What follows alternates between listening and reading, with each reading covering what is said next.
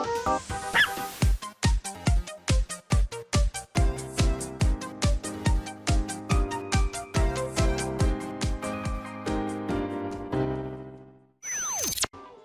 everyone, welcome back to another episode of Layton Brothers Mystery Room. Thanks for tuning in, having a good fun time, trying to solve murder, trying to pin the crime on the donkey. So let's see what else we can find. What did they say about inspecting the window itself? The window itself, got it. So what about it? It were obviously smashed. I think they would say smashed there, not smashed. The A's are hard. I always have to take a guess which one it is. It were obviously smashed deliberately, eh? Can you ascertain from which side the window was broken? Well, yeah, whichever side the pieces of glass are on, I guess. But I guess, like, they could have placed pieces of glass on top if they really wanted to, if they wanted to trick you, I guess. But, okay, so they smashed it from outside on the balcony, I guess, because of the pieces of glass. But, I mean, maybe, somebody moved the pieces around for funsies. Who knows? It were broken from the outside, from the balcony. And how do we know this? Because of where the broken glass fell. Most of it's inside the room. Exactly.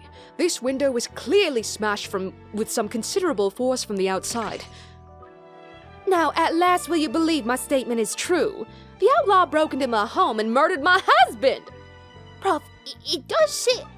I have not finished, young lady! There is a piece of vital evidence on the balcony. Something left behind by the outlaw. So she keeps drawing attention to the balcony. I'm assuming, I guess it's because she left something behind to make it look very incriminating for the criminal, but maybe it's gone, and she wasn't expecting that? I don't know. But of course, you would have noticed something so obvious now, wouldn't you? Yeah, so it seems like there's not anything particularly suspicious there, so maybe it's something that she left and she's gonna be confused why it's not there. Let's take a look. Is it just the bloody towel? I mean, because she directed our attention to the balcony just earlier, so this is really it. Is this it? There's a blood-stained towel on the balcony here, Prof.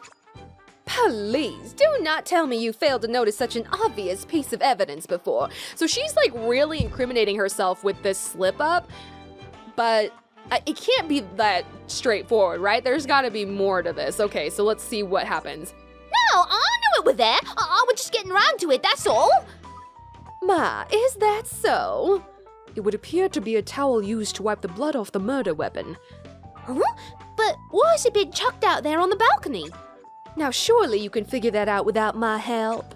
Clearly the outlaw threw it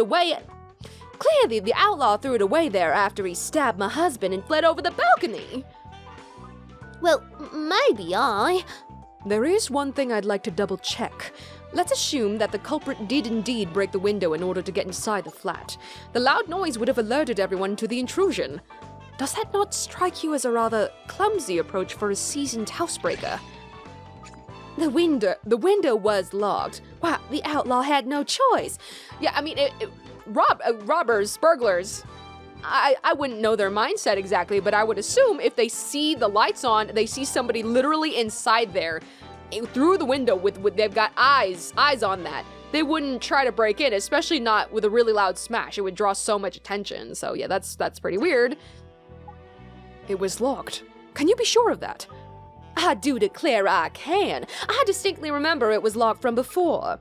I always check all the doors and windows before I denude? Oh, denude? Is it like denote, but instead with nude, so denude? I've never heard this word before. Before I denude my body to take a shower, Inspector. That's, y'all, from now on, instead of saying you undress to go in the shower, you gotta say you denude to go in the shower. The hell, dude? Very reassuring to know. I'm pleased we could clear that up, Lucy. I keep adding Lucy to the end of the sentence. I'm pleased we could clear that up. Lucy, make a record of it, would you? It's fundamental to the case. The way that she undresses and everything, it's very fundamental to the case. I am delighted that we are finally seeing eye to eye. Keep the locked door in mind, Lucy. I'll make a mental note, Prof. I don't need to even write it down. That's how cool I am. There's one more thing I'd like to try to clear up, if I may. And what might that be? You've already mentioned it in your statement, but you did hear the noise of the window smashing.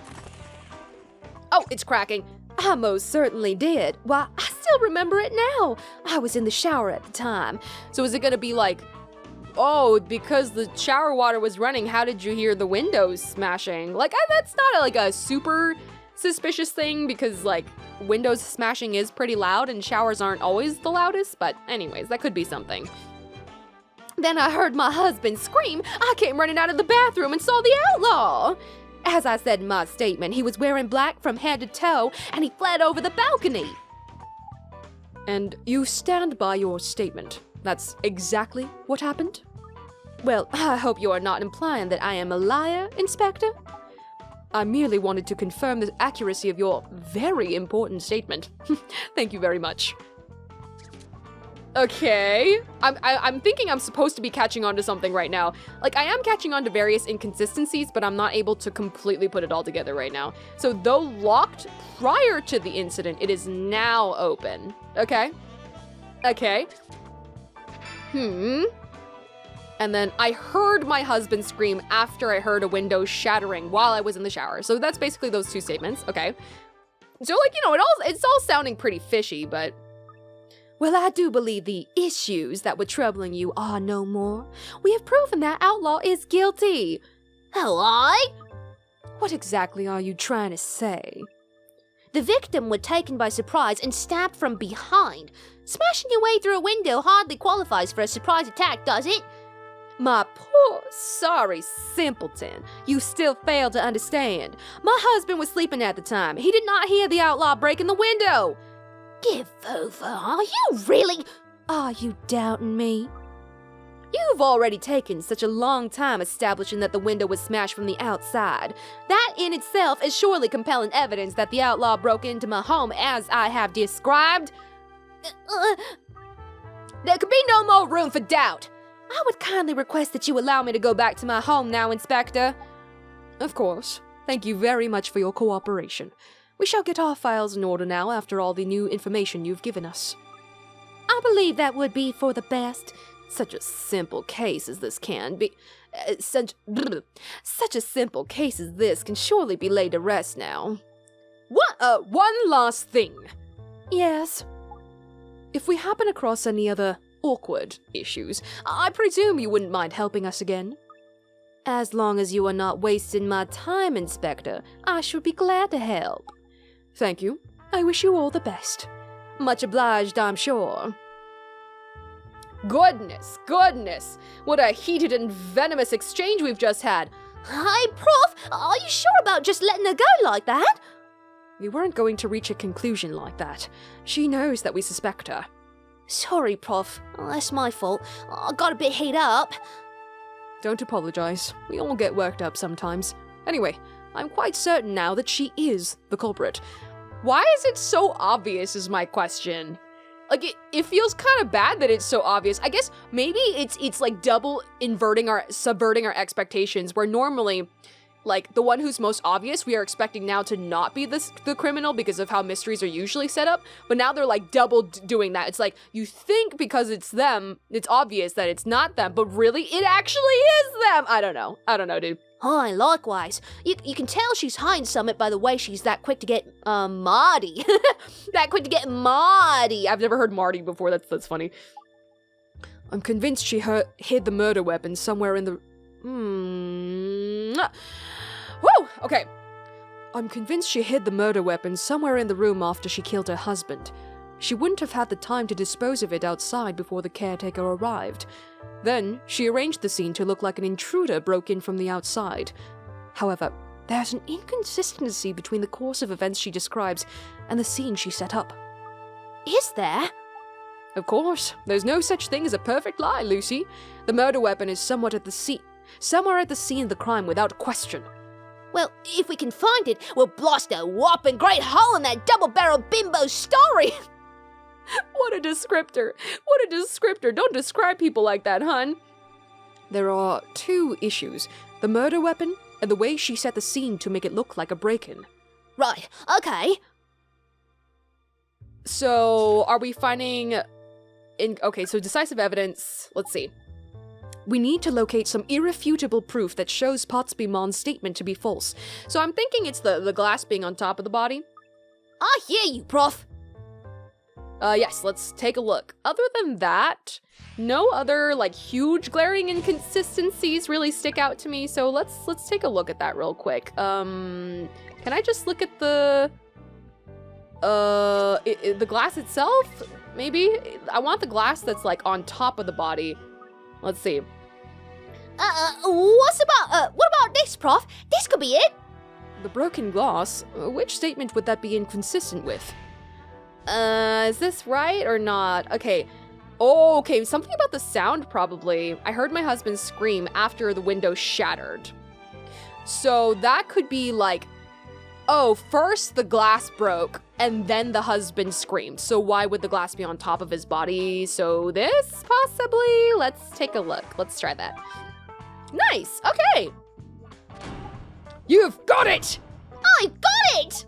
Yes, the broken glass is quite clearly inconsistent with that statement.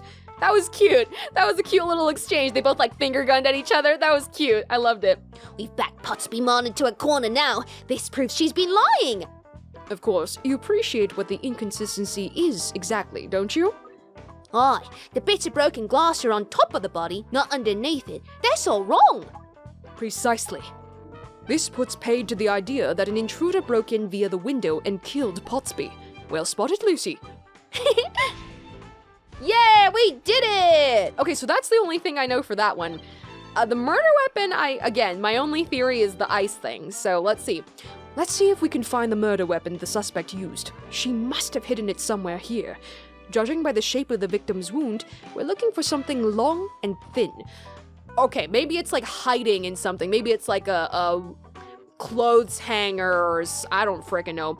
Long and thin? Right, I'll get looking. Okay. Long and thin. Like a cooking skewer. I don't remember what else we saw. So, chairs. The legs of the chairs. The table, it's the legs of the table. Where did I find anything in particular last time? I don't really remember. The antenna of the TV. Do they still even use antennas at this point? Yeah, it doesn't really say anything particular. That was like ages ago though. That's some old technology. Hangers? Let's see, what's up with the memo pad? Several phone numbers scrawled onto it. A pen! The pen itself stabbed!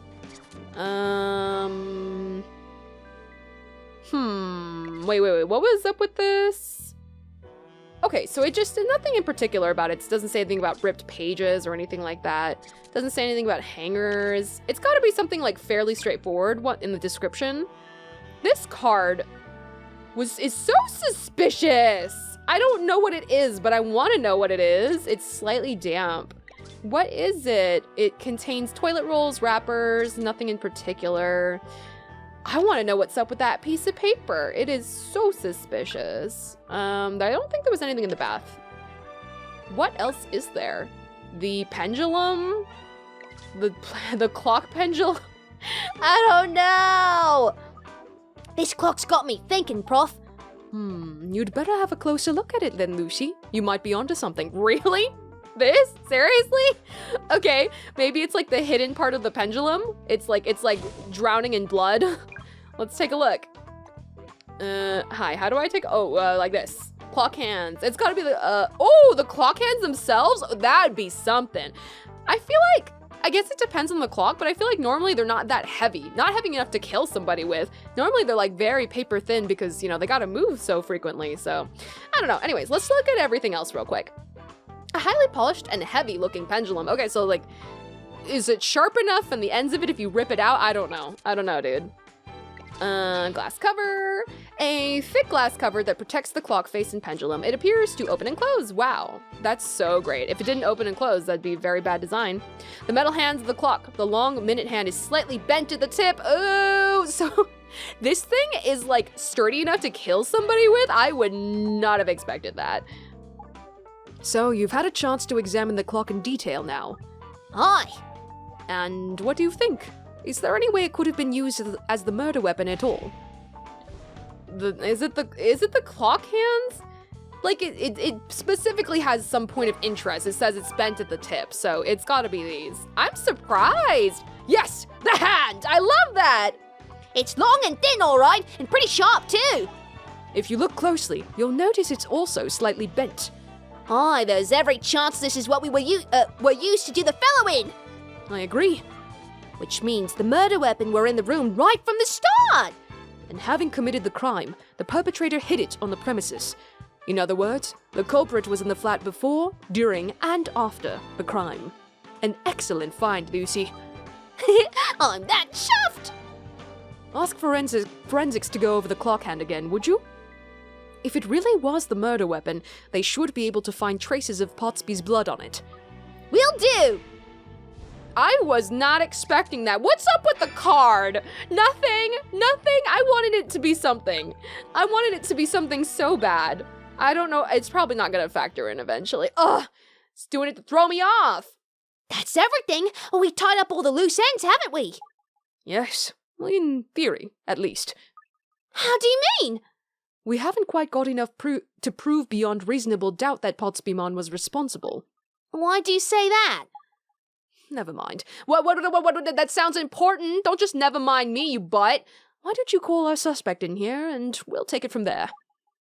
This time, we'll get her to tell us the truth, whether she likes it or not. So we're gonna, coax it out of her, have her fill out the rest of the questions for us, maybe. I can't wait! Okay. Wow. The other two didn't factor in at all. I'm kind of disappointed. All right. I wonder if all the cases are going to be like this. Well, no, the first one wasn't. There were at least two very suspicious people. And this one, it's just been the one. So I'm sure they're going to make it all crazy and change things up in the later cases. But all right, let's go. Oh my, keep your furry friend under control, emphasis on the furry. Well, I do declare, my furry friend, as you put it, does have a name, Miss Baker. Bingo. But I call him Bing. Well, I can't say I've approved of the collar, but I hope that chain's a good un. At the risk of repeating myself, Miss Potsbymon, would you mind, Yes, I know. Bing, go wait for me in the car, boy. The trunk's open. This game, seriously, it's way more adult than I was expecting. I know I've said that several times, but again, I came in with the mindset of Layton, right? What we know of Layton. It's so child-friendly, so mystical, so cute. And this is just so much more than I was expecting. I love it, but it's just gonna take some time for me to get used to. I can't believe this. I'm sure the good inspector will not keep me here long. I can't read apparently, but whatever. Nerf, nerf. Goodbye, Bing. Have fun waiting in the trunk. I hope there's enough air and room in there. It must be cramped for such a large-built man like you.